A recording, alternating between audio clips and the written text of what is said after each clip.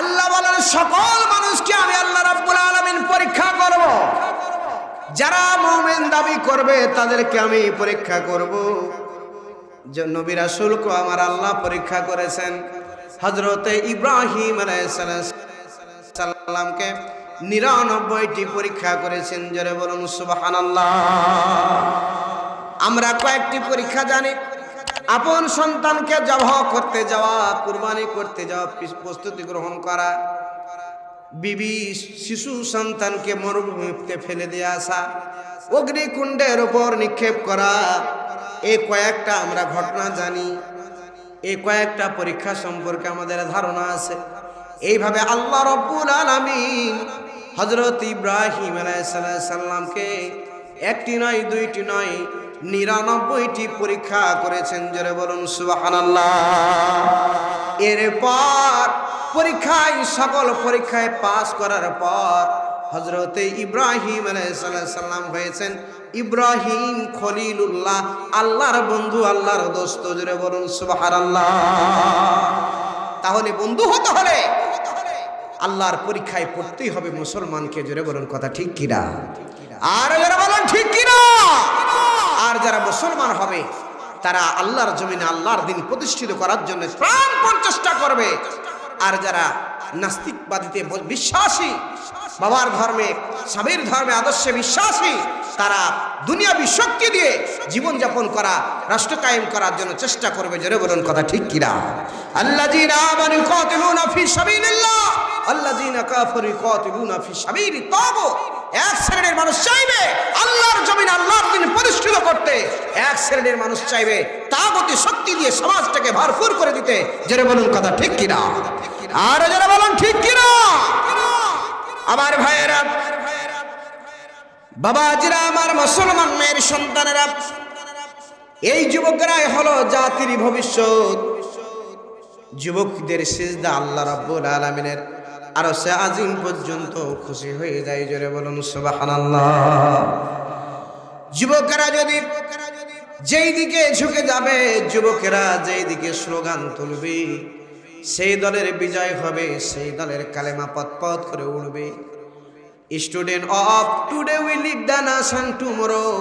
ভবিষ্যতে জাতির নেতৃত্ব প্রদান করবে এই যুবকরাই। তারা যদি বুঝতে পারে Islam is the complete code of life, পূর্ণাঙ্গ জীবন ব্যবস্থা ইসলাম, তাদের মগজে, তাদের ব্রেনে যদি ভরে দেওয়া যায় কমপ্লিট ইসলাম হচ্ছে এই দিন ইসলাম। ইন্নাদ-দীনা ইনদাল্লাহিল ইসলাম, আল্লাহর মনোনীত ধর্ম হলো ইসলাম। যদি বুঝতে পেরে নাই, জাতির পরিবর্তন হবে, জাতির ভবিষ্যৎ উন্নয়ন হবে। আর যদি অন্ধকারে থেকে যায়, নিশ্চিত জাতি ধ্বংসের দিকে ধাবিত হবে। জোরে বলুন ঠিক কিনা? আমরা বুঝতে পারি নাই, বুঝতে পারবো তখন টানতে টানতে কবরের দিকে নিয়ে যাবে যখন। জোরে বলুন ঠিক কিনা? কবর সম্পর্কে আমাদের ধারণাই নাই। আমার ভাইয়েরা, ও যুবকেরা, 5 বছর 10 বছর পর বিয়ে করব। বিয়ে করে সেই বছর রাতটা কেমন করে কাটাবো, সব জল্পনা কল্পনা করি। আমরা সব জল্পনা কল্পনা করি কেমন করে বছর রাতটা কাটাবো, কিন্তু কবরে প্রথম রাতটা কেমন করে কাটাবো একটা বারের জন্য আমরা চিন্তা করি না, জল্পনা কল্পনা করি না। জোরে বলুন ঠিক কিনা? দুনিয়ার সুখ নেওয়ার জন্য, বছর ঘরটাকে সাকসেসফুল করার জন্য, প্রথম রাতটাকে আনন্দময় করার জন্য এত প্রিপারেশন, এত সেই চাহিদা, এত সেই খুশির মাগবাগ হয়ে থাকে। কিন্তু কবর এমন একটা ঘর, প্রথম বাড়িটা, প্রথম রাতটা, কবরের বাড়িটা কেমন করে কাটবি একটা বারের জন্য আমরা চিন্তা করি না। জোরে বলুন ঠিক কিনা? দুনিয়ার জীবনের কবর, দুনিয়ার জীবনের মধ্যে আমরা ঘরের মধ্যে, ফ্ল্যাটের মধ্যে থাকি, হঠাৎ করে কারেন্ট চলে যায়, আবার কারেন্ট আসার একটা সম্ভাবনা থাকে। কিন্তু কবর এমন একটা ঘর যে জীবনে কোনোদিন কারেন্ট আসবে না। জোরে বলুন ঠিক কিনা? কারণ শুধু একটাই, আল্লাহর কোরআনের সংস্পর্শে থাকতে হবে, আল্লাহর হুকুমাত কায়েম করার জন্য চেষ্টা করতে হবে, আল্লাহর জমিনে আল্লাহর দ্বীন প্রতিষ্ঠিত করার জন্য চেষ্টা করতে হবে। আল্লাহ সফলতা দান করবে, জোরে বলুন ঠিক কিনা? চেষ্টা করাটাই আল্লাহ দেখতে চান, জোরে বলুন কথা ঠিক কিনা? আর জোরে বলুন ঠিক কিনা? আপনি আমি খুব পাহাড় উপরে দিব ইসলামের, এমন কি নয়।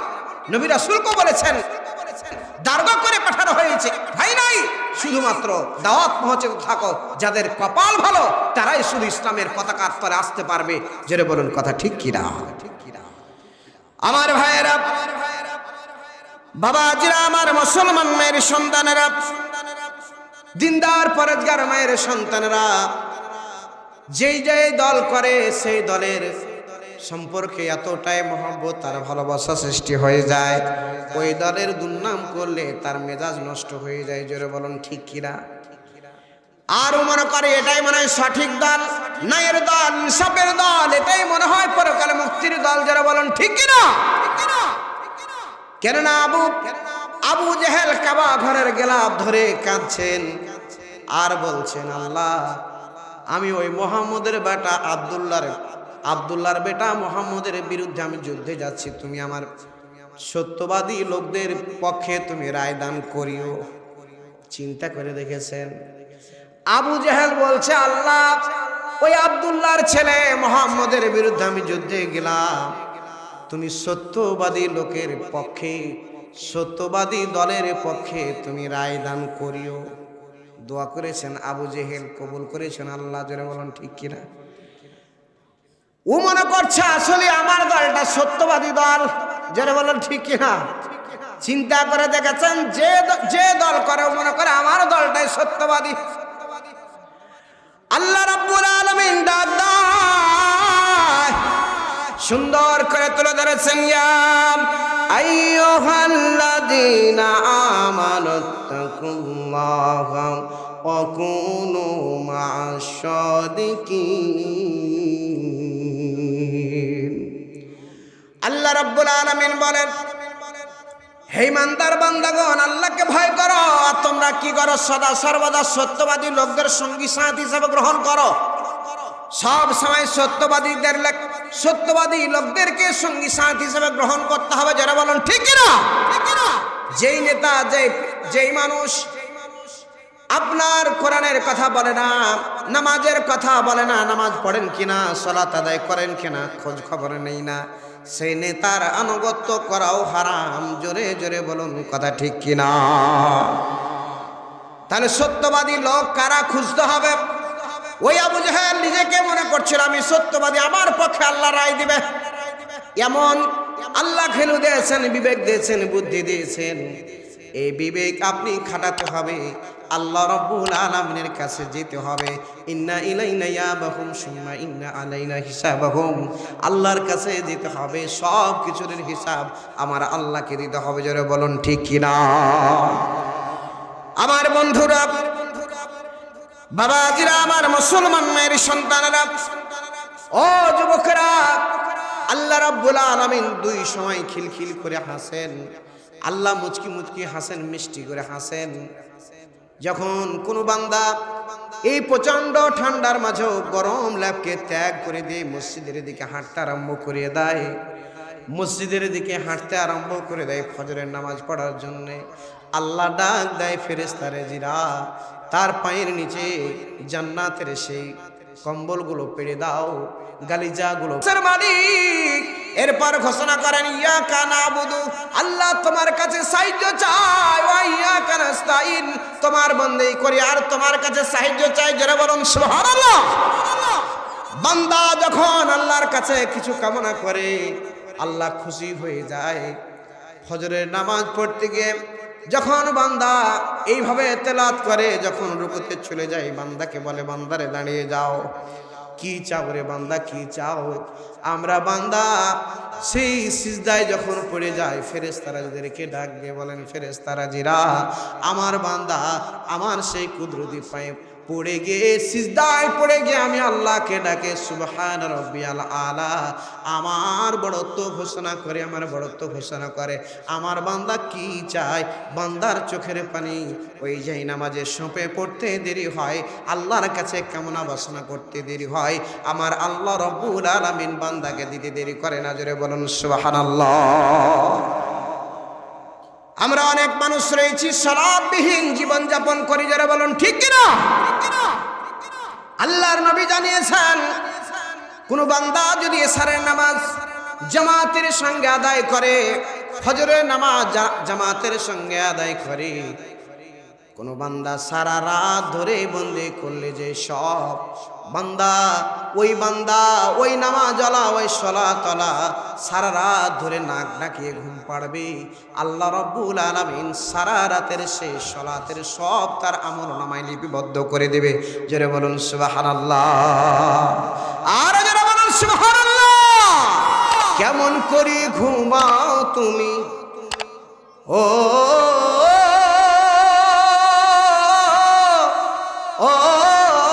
মানুষ, কেমন করে ঘুমাও তুমি ফজর করে কাজা, এমনই তো হতো পারে জোহরে জানাজা তোমার, এমনই তো হতো পারে জোহরে জানাজা। জোরে বলুন কথা ঠিক কিনা। জানাজা দেরি হতে নাই, যে কোনো সময় ডাক চলে আসবে। প্যাকেট করে মসজিদের ওই 4 খাটলিতে যখন তুলিয়ে দিবে, সেই দিন আমরা আফসোস করব, হায় হায় একটা বারের জন্য আমাকে ছাড় দেওয়া হোক, রুহ দেওয়া হোক, দুনিয়ায় পাঠানো হোক, আমি আর দুনিয়ার কোনো কাজ করব না, সব সময় আল্লাহর বন্দেগি করব। জোরে বলুন কথা ঠিক কিনা। আল্লাহ বলবেন কোন দাঁড়িয়ে যাও, আর চান্স নাই, একটা বার চান্স দেওয়া হয়েছিল। ওই পালসাই জালসার মাধ্যমে শুনতে পেয়েছিলে, মসজিদের খুতবার মাধ্যমে শুনতে পেয়েছিলে, কোরআন হাদিসের কথাগুলো এক কান দিয়ে শুনেছ আর এক কান দিয়ে বের করে দিয়েছ, এমন বান্দার জন্যে আর কোনোদিন সেই দুনিয়ায় যাওয়া যাবে না। এই বান্দা একবার মানুষ যখন মরে যায়, আর দুনিয়ায় তাদের যাওয়ার মতন কোনো এখতিয়ার ক্ষমতা থাকে না। আমি আল্লাহর কাছে এসেছি, সব কিছুর হিসাব কড়ায় গন্ডায় দিয়ে পার হতে হবে। জোরে বলুন সুবহানাল্লাহ। একটু কালেমা পড়ে লা ইলাহা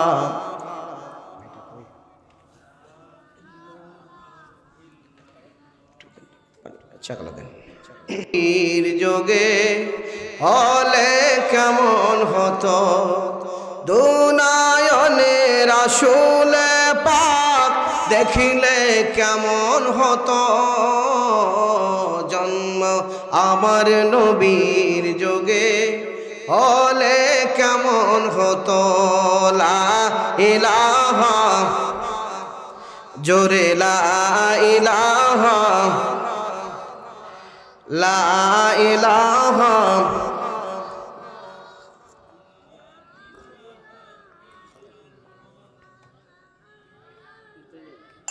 লা ইলাহা।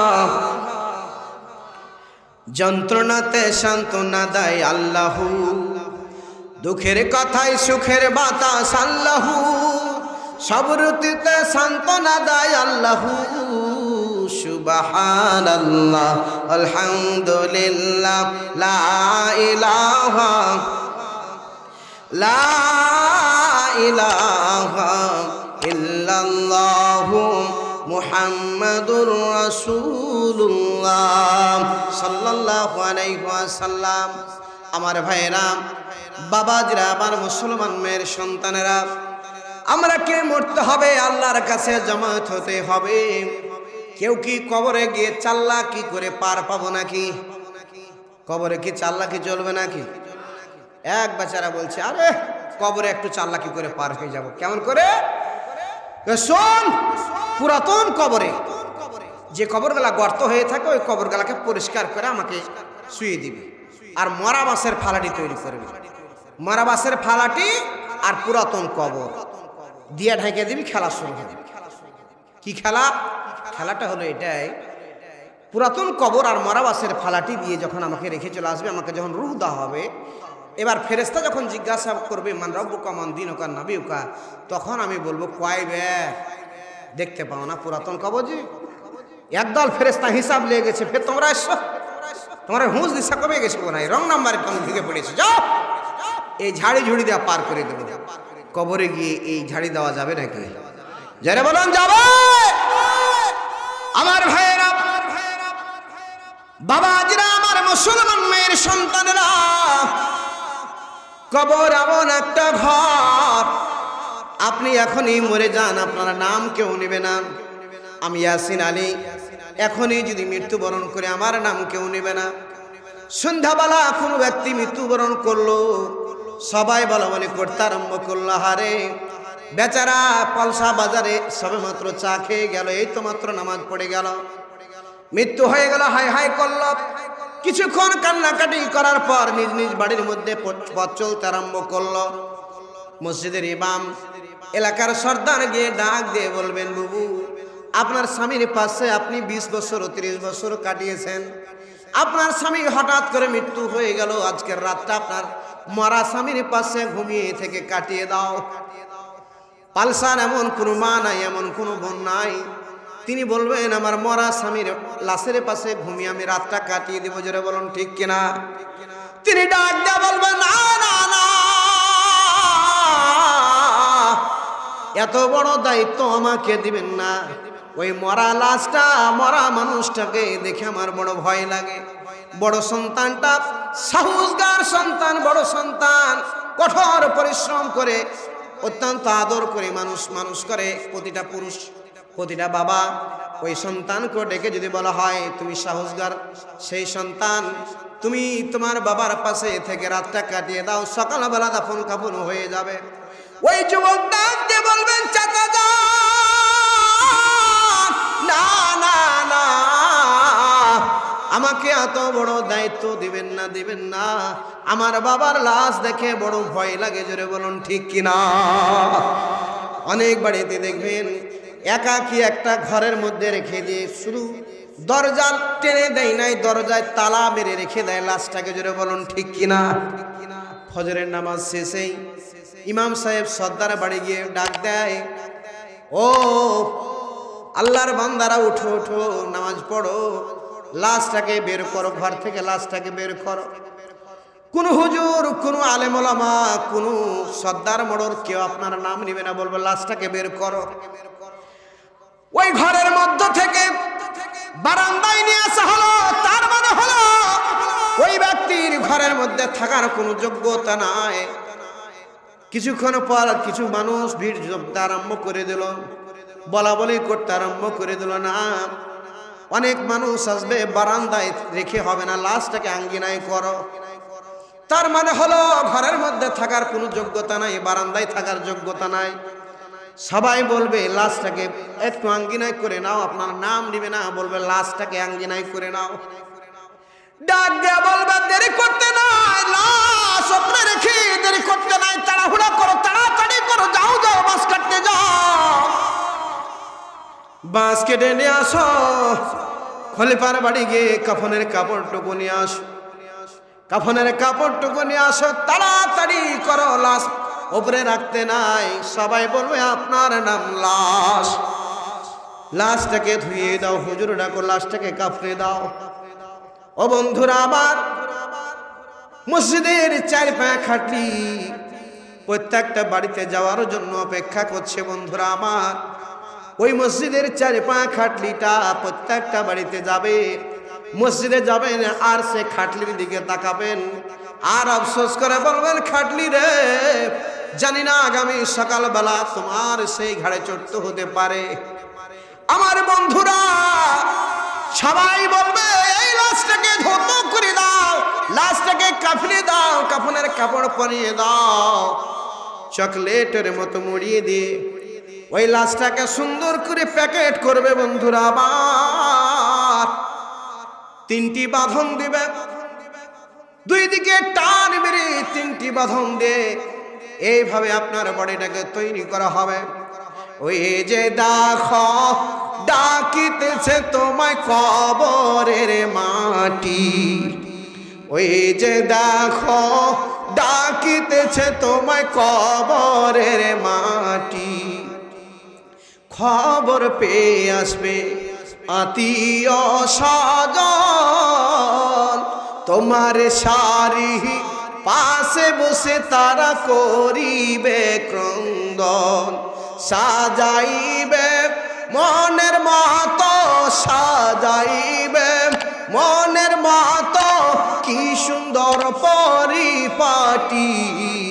এই যে দেখো ডাকিতেছে তোমায় কবরের মাটি। ওই যে দেখো ডাকিতেছে তোমায় কবরের মাটি। ওই যে দেখো ডাকিতেছে তোমায় কবরের মাটি। জোরে জোরে বলুন কথা ঠিক কিনা? ওই গোরস্থানে কত মানুষকে আপনি নিজ হাতে এই দুইখানা হাত দিয়ে মাটি চাপা দিলেন একটা বারের জন্য। কই আমি চিন্তা করেছি, আহারে আমার যদি এই কবরে ঢুকতে হতো কি জবাব দিতে পারতাম, কি করে জবাব দিতে পারতাম? আমার বয়সের মানুষগুলো, কত মানুষ স্বপ্ন নিয়ে বেঁচেছিল, কত মানুষ স্বপ্ন নিয়ে বেঁচেছিল, ওই মানুষগুলো আজকে অন্ধকার কবরে। জোরে বলুন ঠিক কিনা? একটু আগে বলতেছিলাম 5 বছর 10 বছর পর বিয়ে করব, বিয়ে করে প্রথম রাতটা কেমন করে কাটাবো, আনন্দ ফুর্তি কেমন করে করব, ওই রাতটার অপেক্ষা করি। কিন্তু কবর ঘর প্রথম রাতটা কেমন করে কাটবে একটা বারের জন্য জল্পনা কল্পনা করি না। জোরে জোরে বলুন কথা ঠিক কিনা? আমার ভাইয়েরা, বান্দা যদি রাষ্ট্রের বিরোধিতা করে, কোনো ব্যক্তি যদি রাষ্ট্রের বিরোধিতা করে, অন্যায় করে, তাকে রাষ্ট্রদ্রোহী মামলা দিয়ে জেলখানার মধ্যে নিয়ে ঢুকিয়ে দেয়। জোরে বলুন ঠিক কিনা? দুনিয়ার কোন নেতার বিরোধিতা করলে, রাষ্ট্রের বিরোধিতা করলে যদি জেলখানা যেতে হয়, আমার আল্লাহর কোরআনের বিরোধিতা করলে, কোরআনের আইনের বিপদে চললে, বিপক্ষে চললে, আমার আল্লাহ একটা জেলখানার ব্যবস্থা করে রেখেছেন, যে জেলখানার নাম দিয়েছেন জাহান্নাম। জোরে বলুন ঠিক কিনা? আর যারা বলুন ঠিক কিনা? তখন টানতে টানতে কবরে নিয়ে যাবে যখন। জোরে বলুন কথা ঠিক কিনা? আর যারা বলুন ঠিক কিনা? ছেলে বাবা বসেছে হোটেলে খেতে, খেয়াল করেন বোঝার জন্য বলি। ছেলে এবং বাবা বসেছে হোটেলে খেতে, বসতে না বসতেই হোটেলের বয় এসে পানি দিল এবং বলে, স্যার কি দিব?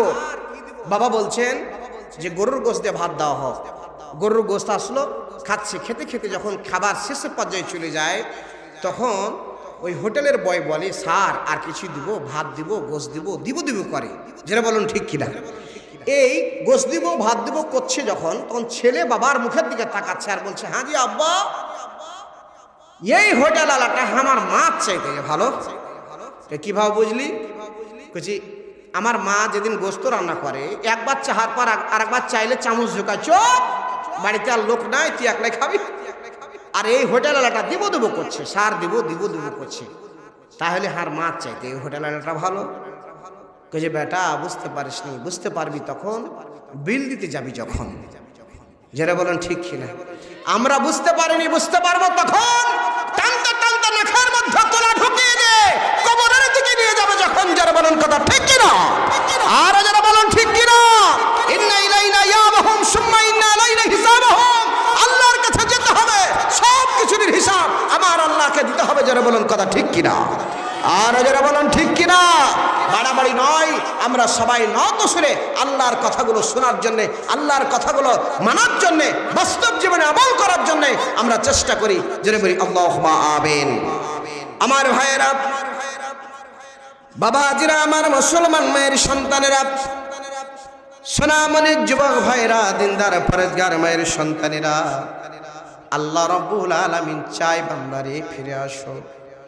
আমি আল্লাহ এমন এক আল্লাহ, বান্দা অপরাধ করেছে, অন্যায় করেছে, বান্দাকে ক্ষমা করার জন্য আল্লাহ প্রস্তুত আছেন। জোরে বলুন মারহাবা। আল্লাহ চাই তুবে আল্লাহি তাওবাতুন নাসুহা, খালিস নিয়তে তওবা করে আমি আল্লাহর কাছে ফিরে আসো। আমি আল্লাহ এমন এক আল্লাহ, ওমান ইয়াবান শুআন আও ইয়াজলিম নাফসাহু সুম্মা ইয়াস্তাগফিরুল্লাহ ইয়াজিদিল্লাহু গফুরুর রহিম।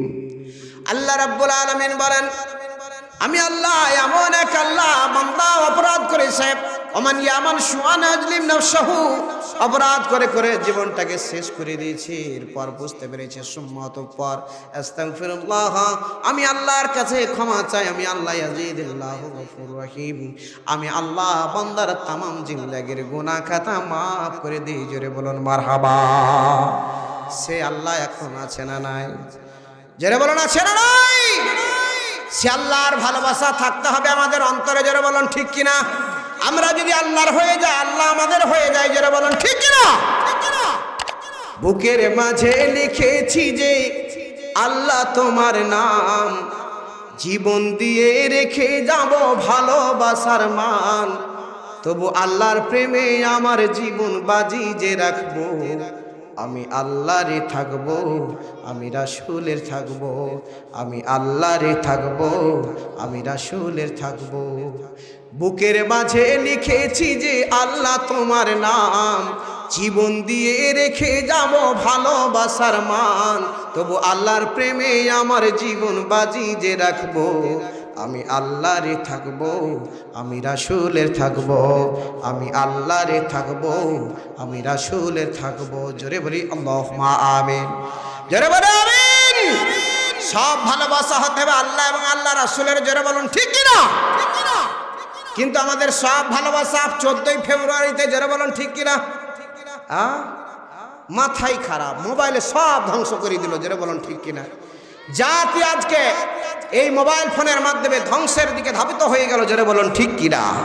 ভালোবাসা আল্লাহ এবং আল্লাহ রাসূলের নাই, সব ভালোবাসা এই নর্তকী ছবি দেখে দেখে যুবকেরা আজকে ধ্বংসের দিকে ধাবিত। জোরে বলুন কথা ঠিক কিনা? সম্মানিত ভাইয়েরা, আপনি আমি আমার বিবিকে কত ভালোবাসি, বাবা মাকে অপেক্ষা করে জীবন যাপন করি, বাবা মাকে ভিন্ন করে দিয়ে জুদা হয়ে আমরা খুব সুখে খাওয়ার চেষ্টা করি। আল্লাহর কসম করে বলি, ওই বাবা মা যদি কষ্ট পেয়ে যায়, আপনার রিজিক, আপনার সেই আয় রোজগার সব কিছু দুর্বল হয়ে যাবে, নষ্ট হয়ে যাবে। এর যতটুকু আপনি আপনার বাবাকে কষ্ট দিলেন, এই কষ্ট আপনার ছেলের মাধ্যমে না পেয়ে আপনি মরতে পাবেন না। জোরে বলুন কথা ঠিক কিনা? আর জোরে বলুন ঠিক কিনা?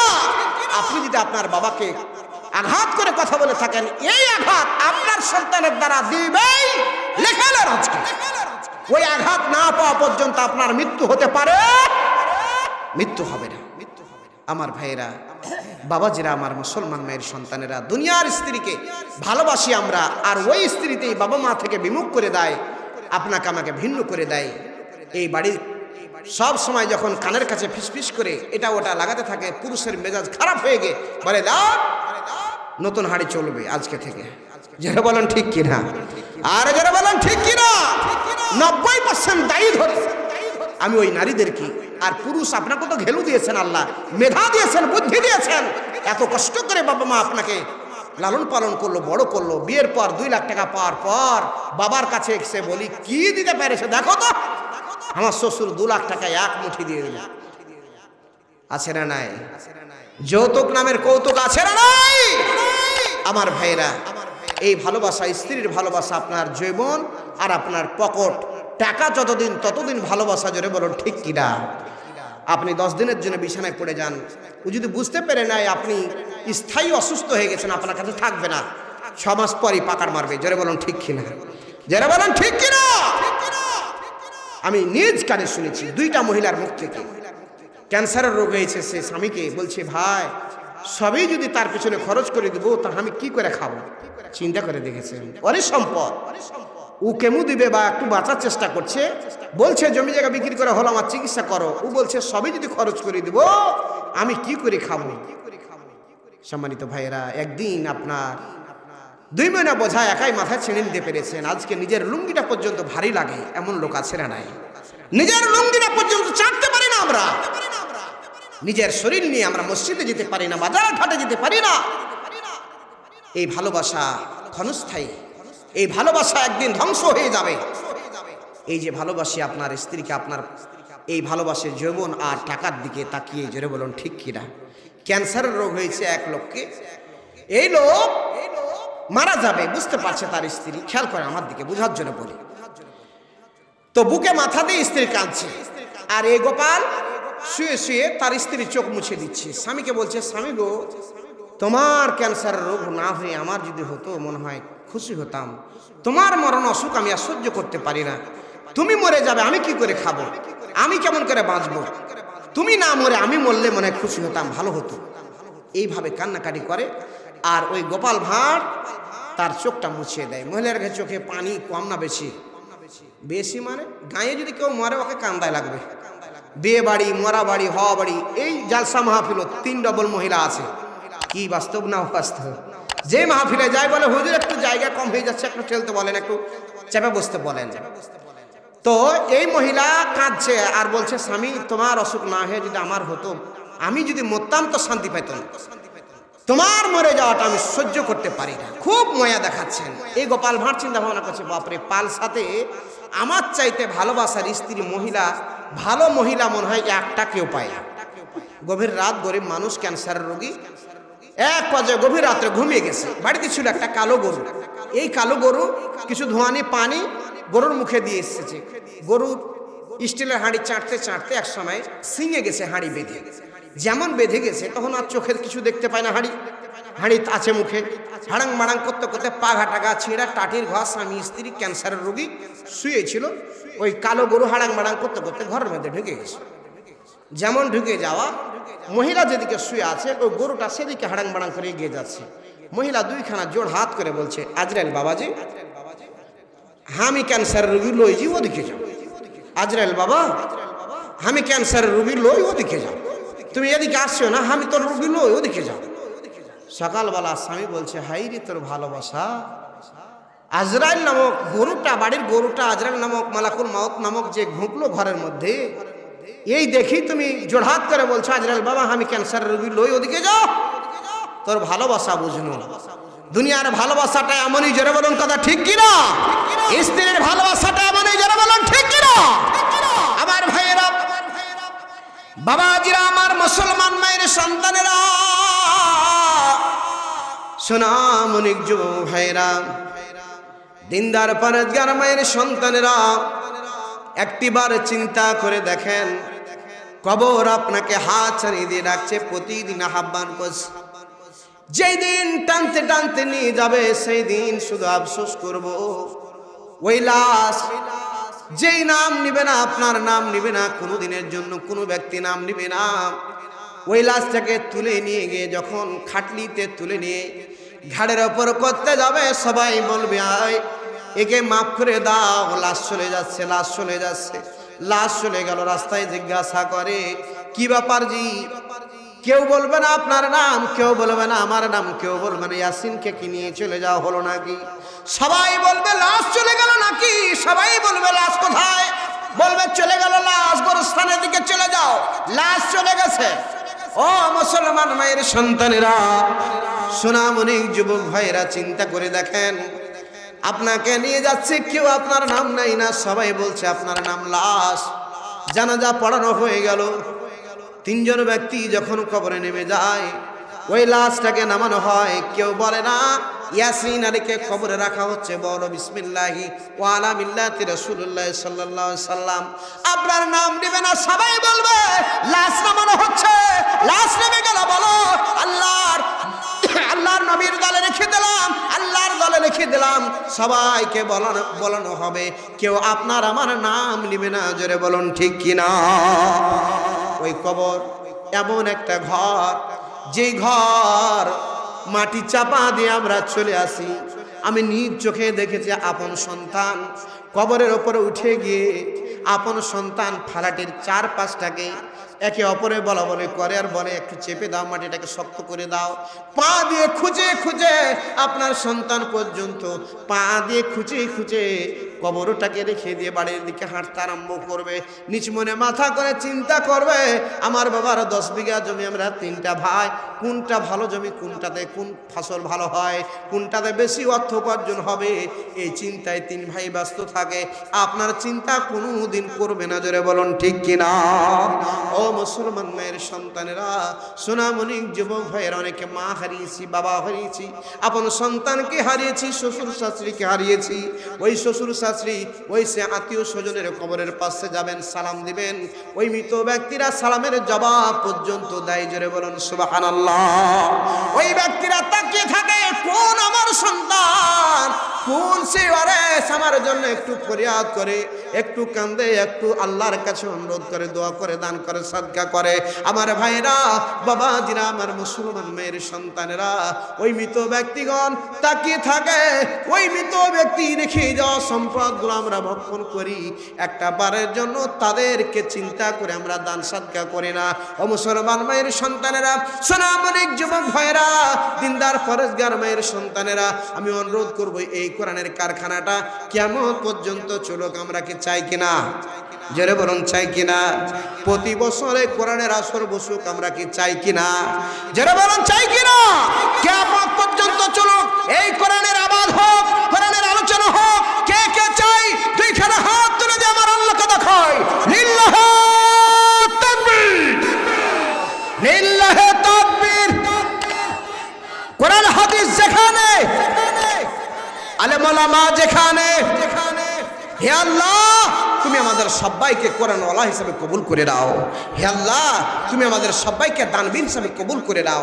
আল্লাহ এই কোরআনের কারখানাটা কিয়ামত পর্যন্ত চলুক, এই কোরআনের বাগানটা, জান্নাতের বাগানটা কিয়ামত পর্যন্ত বছরে একটি দিন বসুক। আল্লাহ আল্লাহ তুমি সেই তৌফিক দান করে দাও। আল্লাহ প্রত্যেকে 200, 100, 500, আধা মন ধান, 1 মন ধান, যে যেভাবে পারবে আল্লাহ তুমি দান করার তৌফিক দান করে দাও। আল্লাহুম্মা আমিন। আসুন বন্ধুরা আমার, মৃত ব্যক্তির জন্য, জীবিত ব্যক্তির জন্য, শ্বশুর শাশুড়ি, বাবা মা সকলের জন্য খাস করে দোয়া করব।